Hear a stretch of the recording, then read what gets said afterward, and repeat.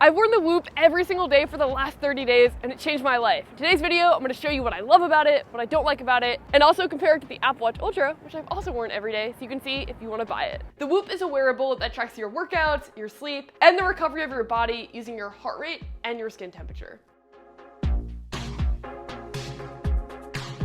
So when you order the Whoop, it comes with two different boxes, one that has the interchangeable band, and then one that has the actual monitor, which is a heart rate sensor, blood oxygen sensor, skin temperature, and the band goes on really easily. So on the one side, it slides into place like that, and then the other side, there are two holes on the actual Whoop where you place the band in.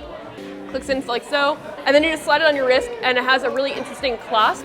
I actually think it looks really clean and like a jewelry piece, and they offer so many different bands online. The standard band is a black one, which you'll see all around New York City if you come here, but this is the upgraded one. So the upgrades cost anywhere from $49 to $99, which is expensive if you're just trying out the product on their 30-day free trial. But if you're planning to wear this and commit to it, then it makes sense because the Whoop is meant to be worn 24/7. That's actually one of the key selling points of the product, so much so to the point that when you take it off your wrist, the app will notify you and say that the product is off body, which feels like a little bit of a dystopian type of language, but I think that the 24/7 tracking becomes a competitive advantage for them because it means that Whoop can know what your holistic health is like at a much greater rate than the other companies. So then the next question is, how do they do 24/7 tracking? Like, is the battery life just exceptional? And the answer is that they designed the charger to be a slide-on charger. So it looks like this, and it's USB Type-C, and then it just slides right onto the product, and it's waterproof, meaning that you can wear it in the shower or when you're out and about, which is great. The other thing to note with the band is when you're tightening it up,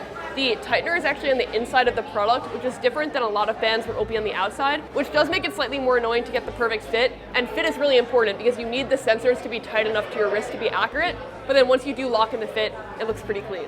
So the first week, the Whoop got calibrated to how my body deals with strain, figuring out how intense different types of workouts are. Now I will say, I live in New York City, and so I walk like 10 to 20,000 steps a day, and the Whoop is definitely using that to then tell me to not work out as much for like the first week. It didn't understand that that's just like my normal day-to-day. Day one with the Whoop, I was so excited to go to bed with it because sleep tracking is one of the core features of the product. So in the Oura Ring, it will calculate your sleep performance based on like their quality of sleep. The Whoop actually tracks it based on the amount of time that you're in bed in comparison to the amount of time it thinks you should be in bed. So it tracks a metric called sleep debt. For example, if the Whoop thinks that I need 10 hours of sleep and I get 8, I would be in a 20% sleep debt where I've missed 2 hours of fundamental sleep. And the sleep that it projects that you need is based on your previous night's sleep and also the amount of working out that you did the prior day. And that relates to the app. So once you open up the app, you see a main dashboard here that will show you your recovery score, your heart rate variability, your strain, and your sleep performance. And if you scroll down here, it also has activity tracking, which we'll get to, and then the tonight sleep where it says your recommended bedtime and the time that it thinks you should wake up.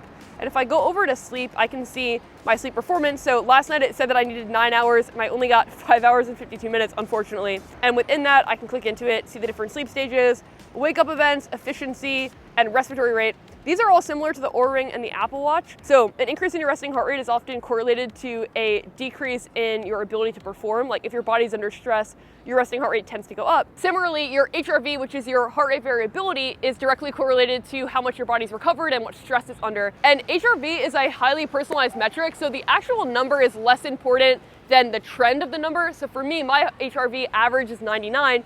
So any number above 99 means I'm in peak performance, and then below 99 means that I'm not. And then the Whoop will actually calculate in the app how much strain you should take on. And within this, also on the bottom, there's a plan tab. So for this week, I've set that I really want to push myself and hit a high amount of strain while also keeping my sleep good. So the Whoop is now going to give me recommendations based off of that, and it's going to change the strain that I should strive to. Whereas if I put in instead that I wanted to take it easy this week and really just maintain or recover, it would then change my strain. So if I hit like prioritize sleep, it's now going to change my sleep goal to 75%, and that will be the main metric that it focuses on.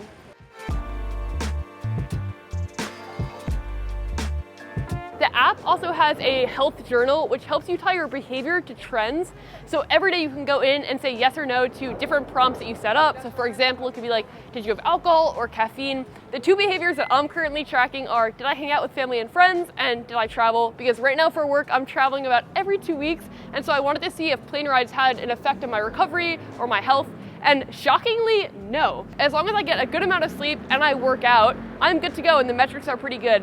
And speaking of working out, that is a key component of the Whoop. The auto workout tracking is unbelievable. It's genuinely great. I find that it just picks up on the fact that I'm working out or walking at a much higher rate than other wearables, and then that adds it to the overall strain score. Also, for years, the Apple Watch has had a step counter and the Whoop has not had that, but this week they actually just released a step counter. It's currently in beta, and I feel like it's not as accurate as the Apple Watch Ultra, so we're gonna put that to the test right now on a treadmill, and while we do that, I'm gonna talk about Shopify.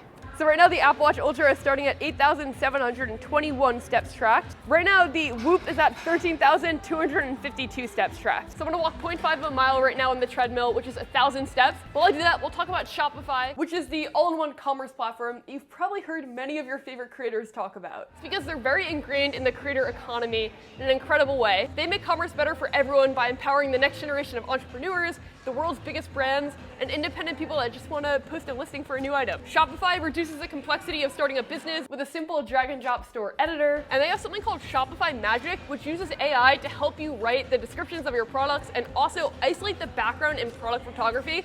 Notoriously, one of the hardest things is getting like good looking images of your products, and Shopify Magic really helps it look clean regardless of what image you're starting with. All right, we're currently at 0.03 of a mile, so I'm gonna up the pace a little bit so we can complete this faster. And right now this is without starting an actual workout on the Apple Watch Ultra, since it's just passively tracking in the same way the Whoop does. We're getting into the holiday time. I feel like a lot of people are going to buy Whoops for their relatives. And if you're buying anything online, there's a really good chance that the website is using Shopify. So if you want to check out Shopify to sell any of your own items or see what retailers use them, I'll link it in the description below alongside our code Shopify. Thank you so much for sponsoring this video. So 0.5, hitting stop, going to open up the Health app. We'll see when this updates. The step count is now at 9,350 on the Apple Watch Ultra, and on the Whoop, 13,428. So it completely undercounted it. It missed like 800 steps, which is interesting because I've noticed throughout the day it's been overcounting it in general. On September 18th, 9 days into this challenge, I got my worst recovery score ever, a solid 14%. I had just flown home on a red eye, so I got less than 3 hours of sleep. Obviously the sleep on the plane was not ideal, but here's the thing, I actually felt amazing that day. I had a YouTube event in the morning, and then we were filming all day for videos, and I felt very, very energized and ready to take on the day. And I had many days like that this month. Right now, I'm hyper-focused on building this YouTube channel and our community, and so that means that there are certain days where I take back-to-back red eyes or work over 20 hours in a day. But I also really care a lot about my health, and that is like the foundation of any good life, I think. Having the data helps me, A, put into context my decisions, and B, make sure that I'm staying on the right track. And also, because Whoop has a journal feature and the amount of things that you're tracking on the application, I was able to get a really clear sense of what habits were really good for me, really bad for me, and then just like somewhat bad for me. Like for example, I'm not a big drinker, and I honestly never have been, but a lot of people quit alcohol when they try a Whoop or another wearable because even one drink can vastly impact your sleep score and your recovery, etc. So that would be an example of a habit that would impact all my other metrics and be like very bad for me. Whereas a late night workout is maybe also not ideal because it gives you adrenaline, it keeps you up at night, but I have found that in my own data, that's not incredibly bad. And some of that is definitely very obvious and intuitive, but I look at a lot of life like a science experiment, like what can I try and create a hypothesis around and then see if it works or doesn't work. And having immediate data 24/7 really helps you test out your theories. And what's cool about this is the data will just keep compounding and getting better. So the more I wear the product, the more I'm gonna learn. Because it's a subscription-based model, I think it's a really hard product to justify for a lot of people because it feels like you never truly own it. Like you're paying $20 a month to get access to all the features on the app, etc., which can make sense if you're very, very into health. But I think for most people, if they're just gonna buy one wearable product, they should buy an Apple Watch if they're on the iOS side of things because A, you own the product, and B, it has the display so you can see different metrics while you're working out, like how fast you're running or your heart rate zones or the calories burned or the amount of time that you're working out. Having no screen is definitely a choice, and it makes the Whoop kind of in its own product category, but it means that for people that just want one main device for fitness tracking, a smartwatch is probably the better option. If you love optimizing your health and just learning more about your body, then you'll definitely love the Whoop. I'm gonna keep wearing it. I'm pretty stoked on all things health tech, but if you wanna explore other options, I'll link the Samsung Ring video right here and the Apple Watch Ultra video right here. Thank you so much for watching this one. More videos on tech in the real world coming soon. Bye.